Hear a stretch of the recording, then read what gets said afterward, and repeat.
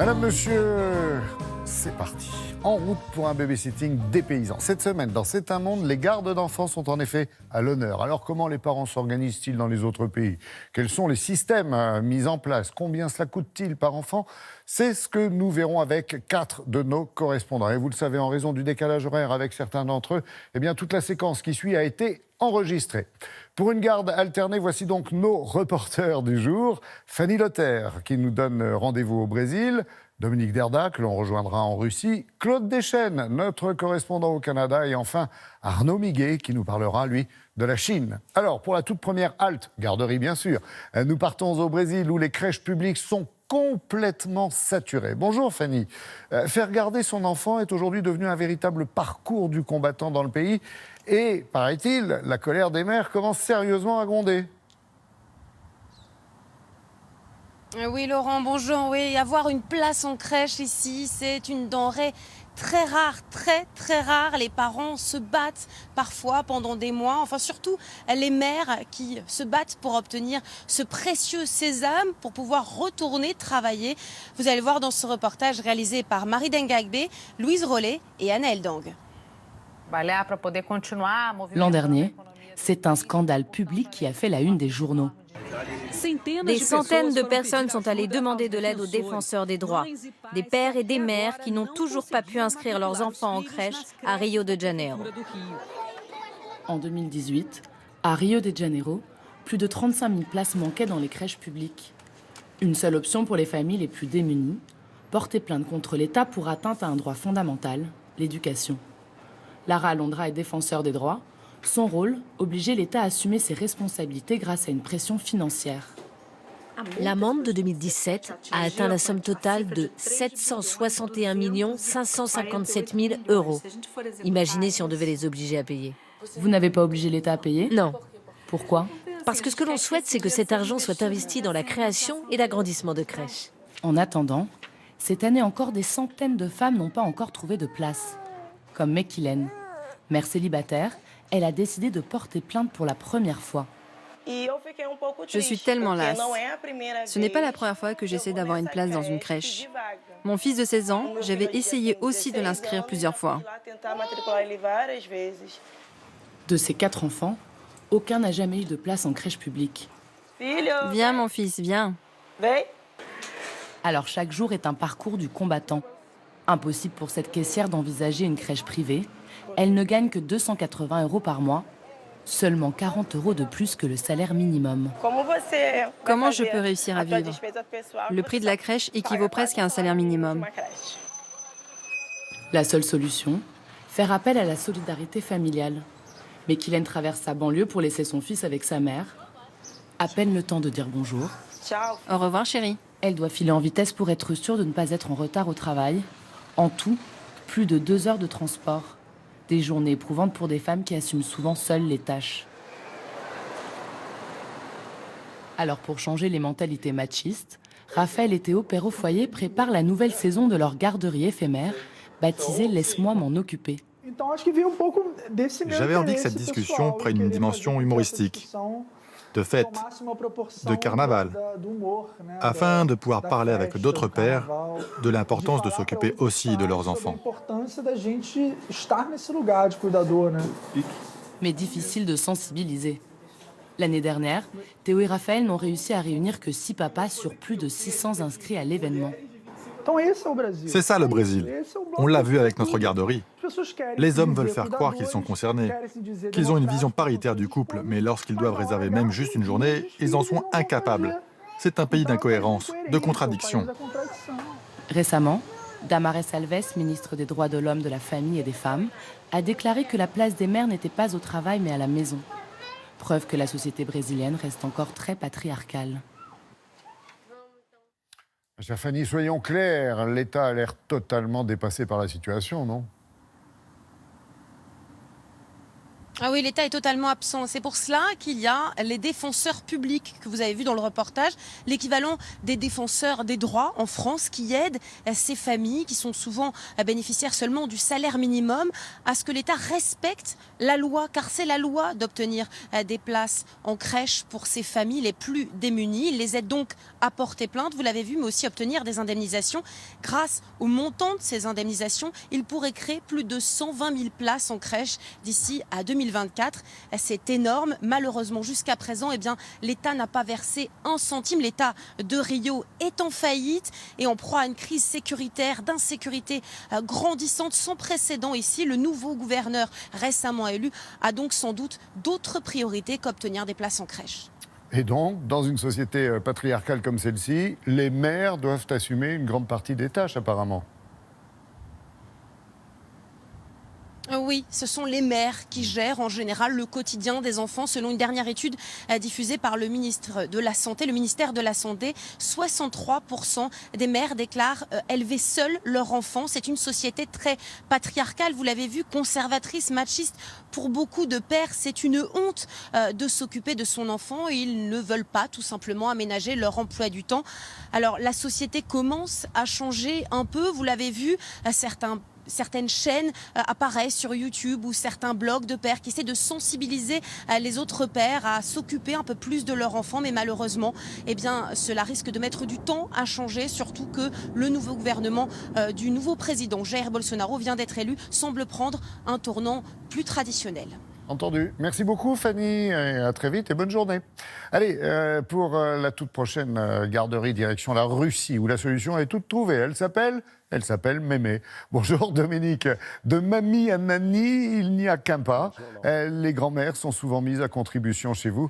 Est-ce pour des raisons économiques ou tout simplement par tradition ?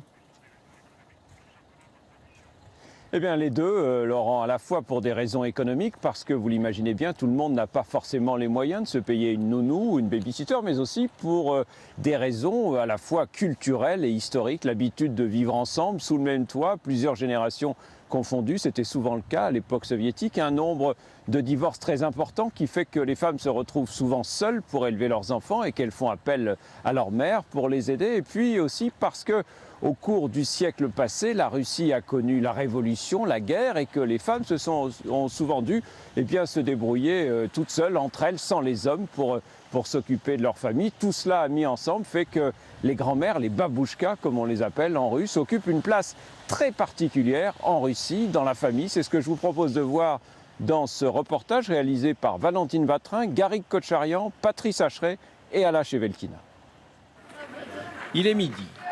À la sortie de l'école, c'est l'heure de pointe pour les babouchkas. Ce sont elles qui prennent le relais, car ici, plutôt que de faire appel à une babysitter, on préfère souvent confier la garde des enfants à leur mamie.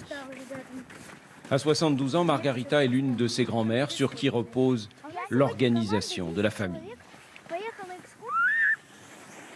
Depuis le divorce de sa fille il y a 3 ans, elle est aux petits soins pour ses petits-enfants pendant que leur mère travaille. Elle est super, elle est gentille. Elle est toujours de bonne humeur. Elle nous fait des centaines de gâteaux aux pommes. Et elle est toujours de bonne humeur. Mais ça, je l'ai déjà dit. La grand-mère idéale. Alors pas question de la remplacer par une nounou. Si on avait une nounou, moi je me sauverais. Je veux pouvoir rester toujours auprès de ma grand-mère, qu'elle soit toujours à mes côtés et que sa gentillesse ne me quitte jamais. Aujourd'hui encore, les grands-parents tiennent une place importante dans la vie de famille en Russie, surtout les grands-mères. Nombreux sont les couples qui les appellent à l'aide dès la naissance de leur premier enfant. Certaines déménagent pour se rapprocher des jeunes parents, d'autres prennent un travail à mi-temps ou une retraite anticipée. Pour Margarita, c'était une évidence. C'est elle qui fait les courses, le ménage, prépare les repas et veille sur Danila et Varvara. Malgré son âge et des journées bien chargées, elle est ravie de se rendre utile et ne voit aucune raison de se plaindre. Il faut aider ces enfants. Sinon, qu'est-ce que je pourrais bien faire de mes journées ? Me promener ? Regarder la télé ? Non. Moi aussi, ma mère m'a aidée. Quand j'ai eu des enfants et que j'ai été obligée d'aller travailler, elle est venue vivre avec nous pour s'occuper de ses petits-enfants. Faire garder ses enfants par leur grand-mère plutôt que par une nounou n'est pas seulement une affaire de tradition, c'est aussi évidemment une façon de faire des économies. À Moscou, le salaire d'une baby-sitter est de 4 € de l'heure, un luxe pour une mère célibataire comme Anna. Après son divorce, cette jeune femme au foyer de 32 ans a repris le travail pour subvenir aux besoins de sa famille. Jamais je ne pourrais me passer d'elle. Elle ne s'accorde qu'un mois de repos par an pour souffler un peu. Et elle s'occupe des enfants été comme hiver, même pendant les vacances scolaires. Pour les plus dévouées des grands-mères, celles qui ne sont pas encore à la retraite, la loi russe prévoit même un congé de grand-maternité. Si les parents sont obligés de retourner travailler après une naissance, c'est la babouchka que l'État paye pour rester à la maison et s'occuper du bébé. Alors Dominique, avec toutes ces grands-mères qui viennent à la rescousse des familles, ça laisse finalement peu de place pour les nounous et babysitters. Oui, absolument. Alors évidemment, c'est difficile de généraliser, mais si l'on compare la Russie à la France, eh bien ici en Russie, il y a très peu de jeunes femmes, de lycéennes, d'étudiantes qui font du babysitting pour gagner un peu d'argent. Et il y a très peu de familles aussi qui font appel à une nounou. C'est un créneau que les grands-mères russes gardent jalousement parce que c'est pour elles, vous l'avez vu dans ce reportage, une manière de se rendre utile. C'est aussi une manière pour elles de transmettre, de participer à l'éducation de leurs petits-enfants. Elles ne renonceraient à ça pour rien au monde, de ces grands-mères russes. Tous les sondages le montrent. La famille, c'est vraiment ce qu'il y a de plus important pour les Russes aujourd'hui. Merci beaucoup Dominique pour ces témoignages et à très bientôt bien sûr. Allez, il est temps de faire une petite pause numérique avec Julia Livage qu'on va retrouver. Avec toutes ces plateformes spécialisées, il semblerait qu'Internet soit devenu l'ange gardien, on peut le dire, des parents. Bonjour Julia, trouver une nounou, c'est aussi simple que de faire un clic, c'est ça ? Exactement, de nouvelles plateformes sur le web concurrencent allègrement les agences traditionnelles. Pourquoi ? Parce que d'abord, elles vont promettre plus de réactivité, plus d'originalité et des services en plus. Alors, la géolocalisation, on le sait, avec Internet, c'est le truc en plus. Et puis, la communauté. C'est-à-dire qu'aujourd'hui, sur n'importe quel site qui va proposer des gardes, on va pouvoir en parler, commenter, noter les gens qui ont travaillé pour nous et se conseiller. Et c'est pour ça que c'est très important et que ça fonctionne aussi bien. Alors, il y a un site qui s'appelle Babysitter qui est vraiment le leader de la garde ponctuelle. Au départ, c'était un groupe Facebook, donc une communauté Facebook, qui aujourd'hui totalise 250 000 membres, dont 35% de parents. L'appli, elle recense les babysitters disponibles autour du domicile des parents. Une fois inscrits sur la plateforme, c'est très simple. Les babysitters, ils vont dire qu'ils sont libres ou pas, même à la dernière minute. Et c'est très bien fait parce que les babysitters notent les parents autant que les parents notent. Bien sûr. Ça fonctionne dans les deux sens, c'est ça qui est intéressant. Alors après, vous avez évidemment d'autres sites du même genre, Youpies, une référence aussi, et Kangourou Kitsch, je pourrais vous en citer plus d'un. Il y a une autre communauté, pour le coup, qui n'a rien à voir, que celle-ci, Parents près de chez vous. Alors là, c'est vraiment une communauté de parents. Et c'est de l'entraide uniquement entre parents, gratuit. Et ça, c'est très important. Les parents vont proposer leur disponibilité aux autres parents pour s'entraider. Ça a le mérite de tisser du lien social. Et ça, c'est très important. Et puis, je terminerai avec Mamie Adam. Alors, vous l'avez compris, là, c'est le service de seniors qu'on va pouvoir proposer, même pour des départs à l'étranger et des mamies au pair. Alors, sinon, côté tarif, ça donne quoi en moyenne, on va dire ? Alors, la moyenne nationale aujourd'hui, elle est à 9,07 €. Il faut savoir qu'il y a certaines disparités régionales. De l'heure. De l'heure, évidemment, oui. Excusez-moi. Donc, disparité régionale, c'est-à-dire qu'aujourd'hui, ça va vous coûter plus cher si vous vivez en Corse que dans les pays de la Loire. Et là, la différence, elle peut être entre 50 centimes et 1 €. Et je terminerai avec un dernier problème, un vrai problème 2.0, Laurent, qu'on ne soupçonne pas. Aujourd'hui, quand vous embauchez un babysitter, une babysitter, il faut établir des règles réseaux sociaux, Internet, dès le départ. Pourquoi ? Vous expliquez à votre babysitter ce qu'il vous plaît, ce qui ne vous plaît pas, ce qui vous met mal à l'aise ou pas.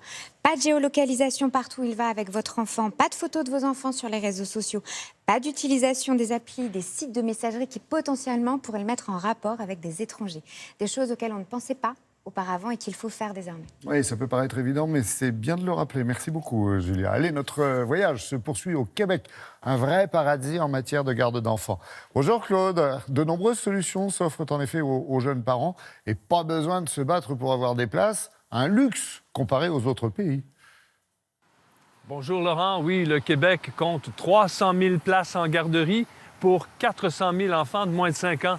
Qui plus est, les frais de garde sont très bas chez nous. À Montréal, on paye en moyenne par mois 168 $. Si on compare à Toronto, c'est 1 300 $ et à Vancouver, 1 750 $. Alors pour le parent québécois, il y a différentes solutions qui s'offrent à lui. Le service de garde en milieu familial, la garderie privée et les centres de la petite enfance qu'on appelle les CPE. C'est à ce réseau de garderies éducatives sans but lucratif que j'ai choisi de m'intéresser.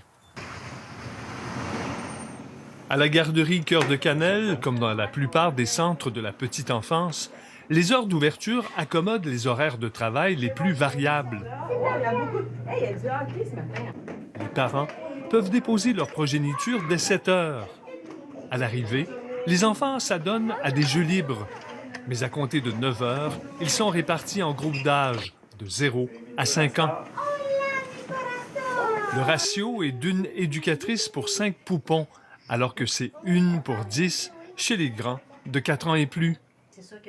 La journée des tout-petits est très planifiée. Le Centre de la petite enfance a un programme pédagogique qui est beaucoup axé sur le jeu et beaucoup sur le jeu libre aussi. Il va réaliser une foule d'apprentissages qui sont essentiels à son développement. Nos éducatrices sont formées. Elles ont pour la plupart un niveau technique, ce qu'on appelle un DEC, un diplôme d'études collégiales. Même si c'est compliqué l'hiver, les enfants jouent souvent dehors. Ils n'en ont que plus faim au repas. Ça tombe bien, parce que le CPE accorde beaucoup de valeur à l'alimentation. Pour nous, c'est important d'offrir à l'enfant une variété d'aliments. L'éducation du goût, c'est important, puis c'est à cet âge-là. Cet encadrement contribue à rassurer les parents. C'est le cas de Chanette Bolo. J'ai choisi le CPE parce que pour moi, c'est un endroit sécuritaire, un cadre avec des services éducatifs adaptés aux besoins des enfants, mais aussi avec un programme d'apprentissage pédagogique qui est vraiment bien structuré. Le fait de payer seulement 8,25 $ par jour pour la garde de son enfant a beaucoup contribué au retour au travail de Chanette. Et elle n'est pas seule. Le taux d'emploi des mères québécoises qui ont des enfants de moins de 6 ans atteint aujourd'hui 79 %. Donc, en retournant au travail, ça nous permet de bâtir une carrière, d'avoir également un pouvoir d'achat qui vient faire une différence au niveau de la famille parce que ça nous donne accès à plus d'activités, à un plus gros pouvoir d'achat qu'on n'aurait pas eu si on était juste sur un salaire. L'impact combiné de la bonification des congés parentaux et des bas tarifs des CPE a transformé le portrait socio-économique du Québec, selon le professeur Camille Bouchard, auteur du rapport « Un Québec fou de ses enfants ». Et on a vu dégringoler le taux de pauvreté chez les jeunes enfants de façon spectaculaire, notamment chez les familles monoparentales et chez les familles biparentales également. Alors ça, c'est un succès incontestable du système. Lève la tête. Et voilà. On l'a fait en plein régime de restriction des dépenses de l'État. Pourquoi? Parce que l'État avait cette idée qu'en encourageant les parents à réintégrer le marché du travail, ces revenus-là allaient revenir dans la cagnotte de l'État. C'est exactement ce qui s'est produit. Je pense qu'on peut dire mission accomplie. Quand nos jeunes arrivent à 4-5 ans, ils sont prêts pour l'école, ils sont vraiment prêts.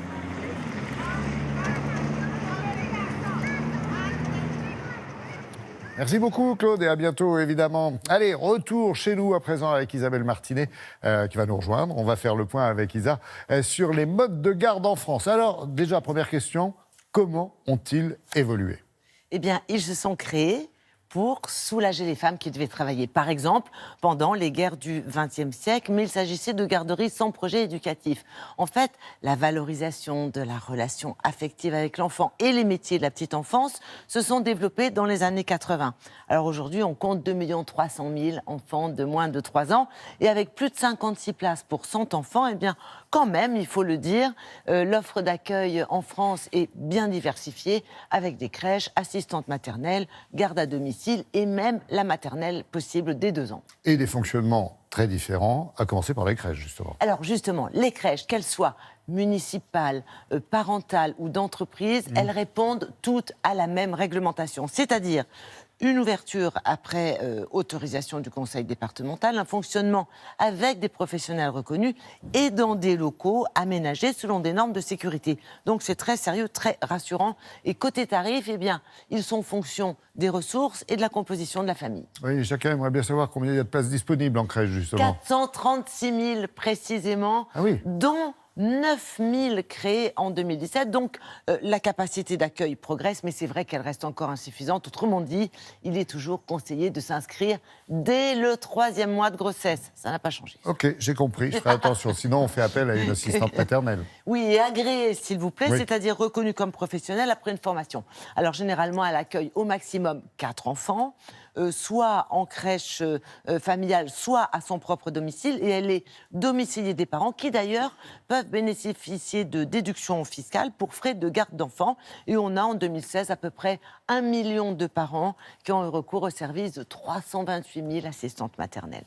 Il nous reste la garde à domicile ? Oui, qui est une solution confortable, évidemment, pour les parents et même abordable dans la formule garde partagée. Vous savez, dans ce cas, c'est la même personne qui s'occupe de vos enfants et de ceux d'une autre famille, alternativement à votre domicile et celui d'une autre famille, et les frais sont partagés. Donc, pensez-y si vos voisins ont des enfants de l'âge des vôtres. Et puis, dernière solution, on l'a dit, la maternelle. On avait quand même, en 2016, 96 000 enfants scolarisés, enfants de 2 ans. Et grosso modo, il faut prévoir quel budget ? Alors, grosso modo, tout mode de garde confondu, après déduction, évidemment, des crédits d'impôt, des allocations. En moyenne, les parents qui travaillent à temps plein versent 215 € par mois et par enfant. Ça dit, j'imagine que les attentes des parents ne sont pas toujours, on va dire, respectées. Alors, à la base, finalement, les souhaits sont bien répartis. Ça veut dire que, bien sûr, la crèche est prioritaire, mais on a quand même, selon les chiffres, 24% des familles qui n'expriment pas de souhait de préférence particulière. Oui, pour les aider, justement, quel conseil ? Dans la réalité, c'est quand même autre chose. Ça veut dire qu'il faut le dire, la crèche ne répond qu'à 18% des besoins. Donc, finalement, les familles ont tendance à gérer par elles-mêmes ou avec leur famille. Et ça explique d'ailleurs que seulement 43% des mères de 3 enfants sont actifs, contre 82% des femmes en couple avec un seul enfant. Un petit conseil pour les aider ? Oui, alors rappelez simplement que les parents qui travaillent à temps partiel, parents d'enfants de moins de 3 ans bien sûr, qui travaillent à temps partiel, peuvent bénéficier d'un complément d'activité pour essayer de compenser de façon partielle, évidemment, leur baisse de revenus. Et après 3 ans, vous avez raison. Comment ? C'est vrai qu'après, il y a encore près de 2,5 millions d'enfants de 3-6 ans à faire garder. Alors, c'est l'école maternelle, sans doute obligatoire à la rentrée prochaine, qui favorise l'insertion de l'enfant et son éveil. Et puis la sortie d'école, pardon, mais c'est un peu l'école de la débrouille. Nounou, voisine, étudiante, babysitter, le grand frère, la grande sœur et les grands-parents lorsqu'ils vivent à proximité.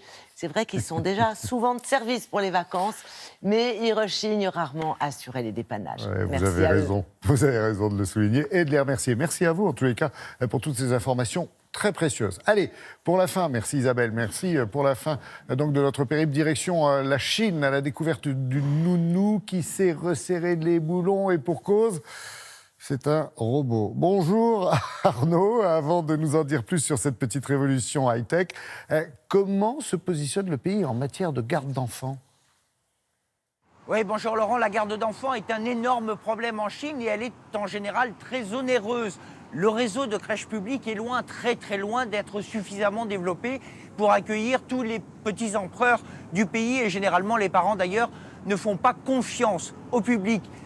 Loin d'être développé car traditionnellement ce sont les grands-parents qui s'occupaient, comme en Russie, des petits-enfants qui les élevaient quasiment jusqu'à l'âge de leur scolarité à 6 ans. Mais le pays s'est développé, il y a eu cet exode rural, les villes ont grossi et le privé est arrivé. Il y a donc de la compétition, il y a donc tout un réseau de crèches privées qui sont en général là aussi très chères pour accueillir les enfants. Le marché de l'éducation de la petite enfance représente en Chine 220 millions d'euros et il devrait doubler d'ici 2020.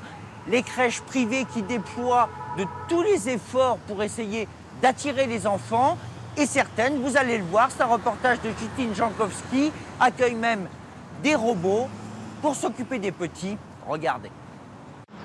À Xiamen, la ville côtière, cette halte garderie accueille les enfants de parents débordés. Ici, il y a un nouveau petit assistant qui provoque l'agitation des enfants. Il s'appelle Kiko et depuis son arrivée il y a un an, il est le nouveau compagnon préféré des petits Chinois. Il nous aide à trouver les légumes. Pour les enfants de moins de 6 ans qui ne vont pas encore à l'école, le petit robot est un premier compagnon d'apprentissage. Exercice du jour, mettre tous les légumes d'un côté, les fruits de l'autre, et c'est Kiko, Poire, qui reconnaît le bon enchaînement. Je l'adore parce qu'il est trop mignon. Kiko, c'est mon meilleur ami. Tu préfères Kiko ou la maîtresse? Le petit robot a volé la vedette à maîtresse Chen, mais elle ne lui en veut pas. Ça me permet vraiment de mieux enseigner, parce que le robot apprend la logique et à résoudre des problèmes à travers des jeux. C'est très bon pour leur développement cérébral et on a de bons retours des parents. Après 40 minutes de cours interactifs, photo de classe, et Kiko retourne au labo pour se reposer. 5 heures d'autonomie pour 5 heures de charge. C'est Xi Jinping qui en prend soin. Pour l'instant, nous avons 2 robots pour les groupes des grands. On est très satisfaits et on a prévu d'en acheter plus l'année prochaine. Ici, Kiko accompagne 2 cours par semaine.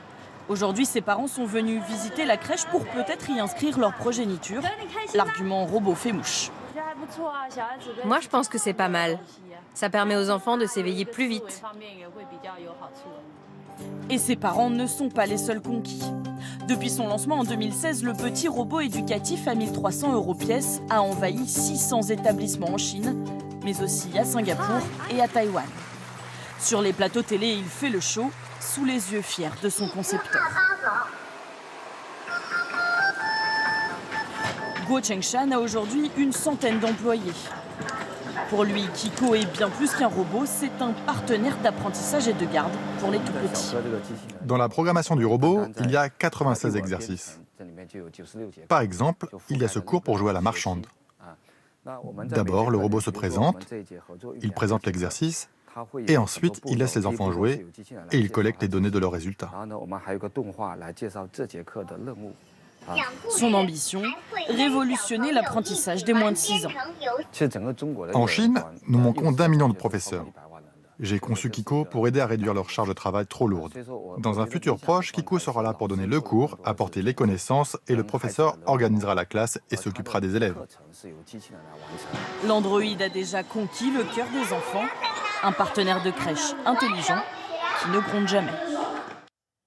Ouais, j'imagine, Arnaud, qu'en Chine, le prix des crèches doit être assez exorbitant, ce qui ne doit pas vraiment inciter les parents à avoir d'autres enfants. Oui, Laurent, des prix absolument dingues. À Xiamen, qui est une petite ville secondaire donc du sud de la Chine où nous sommes allés, le prix de la crèche est de 11 000 € par an.